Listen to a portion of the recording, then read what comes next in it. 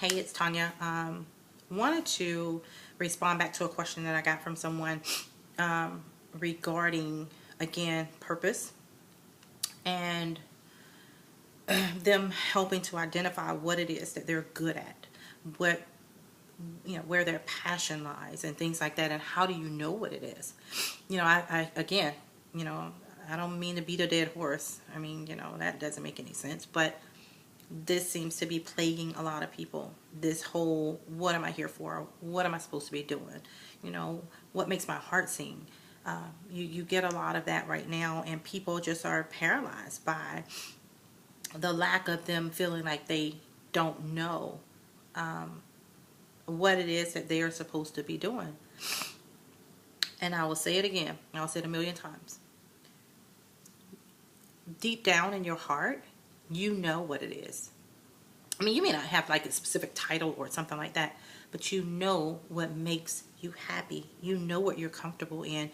You know what comes natural. And I'll give you a quick story on me. When I was younger, I was always a talker. I've always been a talker.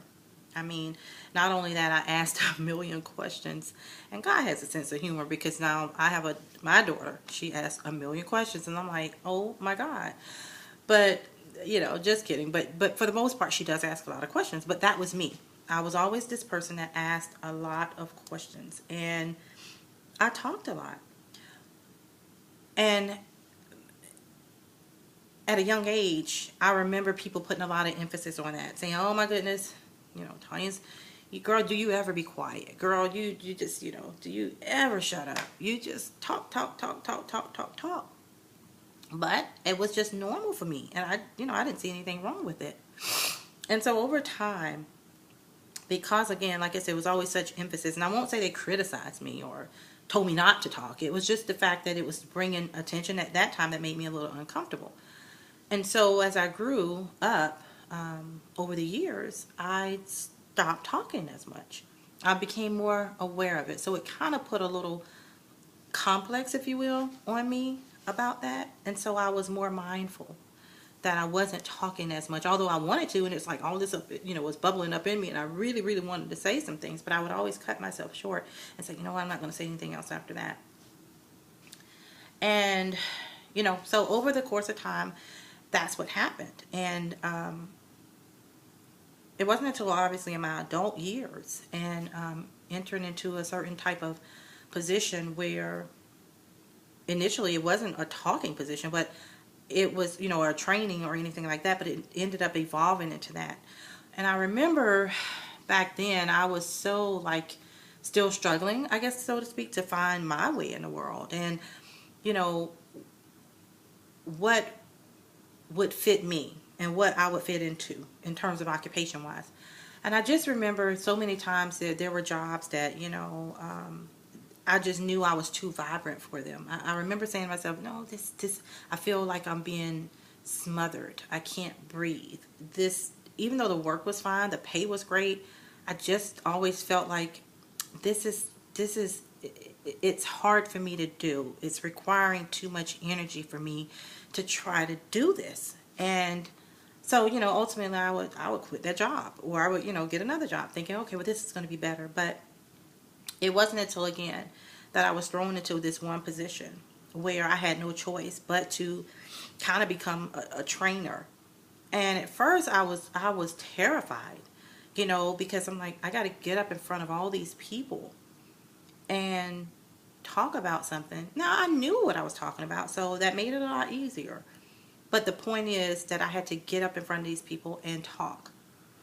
And I'm like, so I was nervous. I really was. But to this day, it was almost like a blur what took place. But all I know is at the end of it, I got so many people come up to me afterwards and said, "Oh my God, you just broke that down to me. I didn't know how that was going to work," or, "You were great in your presentation. Can't wait to your next class," or the reviews were through the roof.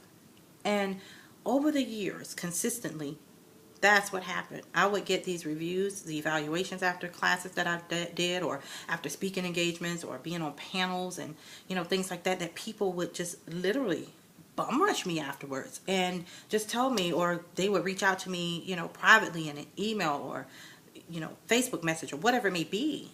And I kept saying, wow, and I would hear the same recurring message. You were in your zone. Oh my God, you were so clear. One guy said, I could listen to you talk all day, and I'm thinking to myself, Lord, what's going on here? My nerves went out the window and I just felt at ease doing that. It's like I felt at home doing that. So it was like right then the light bulb went off for me. Like, wait a minute, could this be the path that you're leading me down? And so I tell you that to say it always spoke to me. I just didn't know or had someone that saw it, not until later in life, that was a part of my destiny. That was a part of a strength that I had. It was going to turn around and do something for God. He put it in me for a reason. Even to be doing this video blog right now. But the point is, your purpose has always been speaking to you. And last thing I will say, I remember too, going back, and it always is something that you can take from your childhood. As a child, I did all kinds of stuff. And I was a very rambunctious, Lord, I'm making up words, a rambunctious child.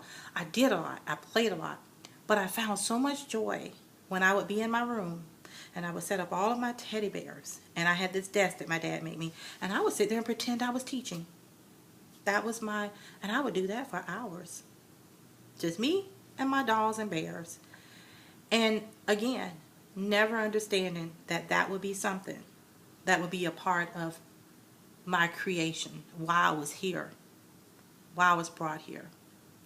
And so I'd say all that again to tell you, take a look back, reflect back on things you may have done when you were a child, things you may have done even now that you could say, oh my goodness, I did used to do that and I enjoyed that. Some kind of way life got in the way and you got away from that thing. You know what it is. Listen to your heart. Reflect back. Find out what it is. Sit quietly before God and ask Him to reveal to you, that thing that He's wired your heart to do. That your heart is here and you would do it if there was no money. You would do it simply because it brings you joy and fulfillment. That is the thing that you should be going after. And when you decide to line up with God, He will make sure that every single thing you need falls into place. He will do it. You just do what He's asking you to do, and I guarantee you He's obligated. He promises to make sure that every resource you need, every door that needs to be open will be open. He will make sure that everything that needs to take place takes place for you to fulfill your destiny. That's it for now. But again, obviously this is a huge topic. We got a lot we could talk about. I'm going to be doing some workshops on that locally. Maybe some webinars as well. Some things that I think will help you to get out of that rut, to get unstuck, to get you to step off into your purpose. And so just stay tuned for that. But in the meanwhile, ponder what I just said. Listen to it. It's always been talking to you. It's always been calling. Talk to you later. Bye.